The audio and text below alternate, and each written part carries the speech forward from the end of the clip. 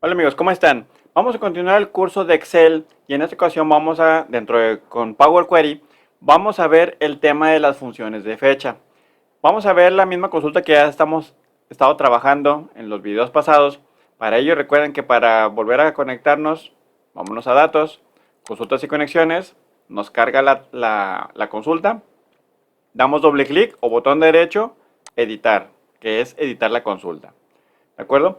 Y para ver el tema de las fechas, aquí ya no tengo ningún campo o ninguna columna de fechas porque ya los eliminamos previamente. Pero si me voy aquí donde dice tipo cambiado, que es antes de los movimientos que hicimos de quitar columnas, aquí vemos que sí hay un campo que se llama fecha. Aquí está, que es esta de date. ¿De acuerdo? Para poder deshacer los cambios y continuar trabajando con esta, de hecho ya en videos pasados habíamos extraído lo que son las fechas, pero ahorita vamos a ver otra manera de poderlo trabajar. Déjenme deshago lo que son los últimos cambios de donde quitamos columnas. Voy a dar eliminar para que me las guarde y aquí ya está. ¿De acuerdo? Aquí está ya en tipo cambiado y me sigue respetando lo que son las fechas. ¿De acuerdo? Ahora, para poder manejar las fechas, vamos a dar un clic aquí sobre la columna que quiero utilizar. Y me voy aquí en agregar columna. Y en agregar columna, se fijan que me habilitó esta opción de fecha. Si me posiciono en otra, como esta, ya me la deshabilita. Si me posiciono en fecha, me la vuelve a habilitar. Incluso si tuviéramos una columna donde tuviéramos hora o duración, me la habilitaría. Aquí por ende está deshabilitada porque es una fecha, no es hora. ¿De acuerdo? Por lo que para poder extraer la información de la fecha, nos vamos aquí a la opción de fecha y me dice qué es lo que quiero hacer. Aquí, por ejemplo, puedo extraer el año. ¿De acuerdo? Aquí en automático dice agregar columna.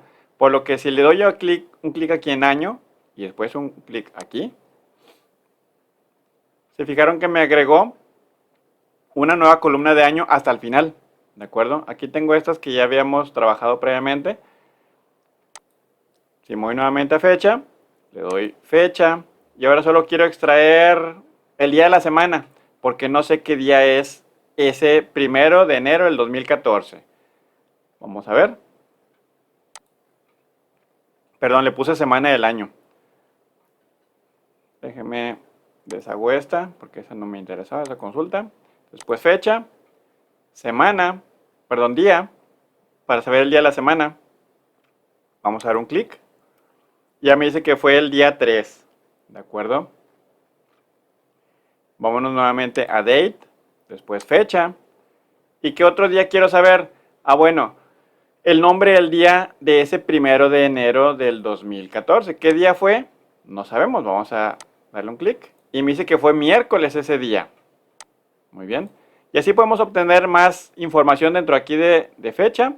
Me voy nuevamente aquí, fecha, y puedo obtener también el mes, ya sea por mes, inicio del mes, fin del mes, día del mes, nombre del mes, para poderlo tener. Incluso si quiero tener la antigüedad, vamos a darle un clic aquí. Y aquí me dice la antigüedad, cuántos días hacia atrás son. ¿De acuerdo? Bien, y ya para finalizar el video, lo único que faltaría es cerrar y cargar para ver los cambios que ya hicimos. Cerramos y cargamos. Me regresa aquí y ya vemos cómo ya me pone los cambios que ya hicimos. Las columnas que habíamos eliminado, pero las volvimos a regresar. Y a nuestra derecha me pone la fecha. Y el último me pone esto que hicimos, extrajimos o obtuvimos de ahí el año, día de la semana, nombre del día y la antigüedad. ¿De acuerdo? Por lo que hasta aquí les dejo este video, hasta aquí lo dejamos para que ustedes sigan practicando con fecha o si tienen algún campo de hora o duración, pueden también practicar con ellos. Simplemente quería mostrarles esta función para poder conocer más a fondo lo que es Power Query. Muy bien, espero les haya gustado. Los veo en el próximo video. Que estén bien. Hasta luego.